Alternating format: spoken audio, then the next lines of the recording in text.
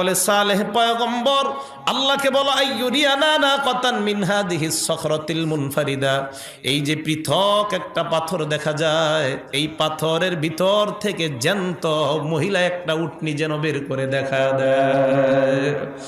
সালেহ নবী হাত তুলে বললেন, আল্লাহুম্মা আরিনা নাকাতান মিন হাদিহিস সখরাতিল মুনফারিদা, আল্লাহ তুমি আমাদেরকে এই যে পৃথক একটা পাথর দেখা যায়, এই পাথর থেকে জ্যান্ত মহিলা একটা উটনি তুমি বের করে দেখা দাও।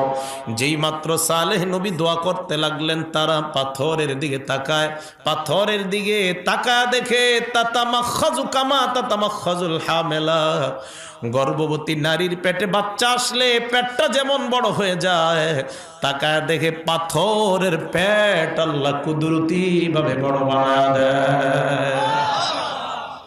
সব ক্ষমতার মালিক কে? অবাক হয়ে মানুষগুলা তাকায় আছে। সালেহ নবী বললেন, অপেক্ষা করো।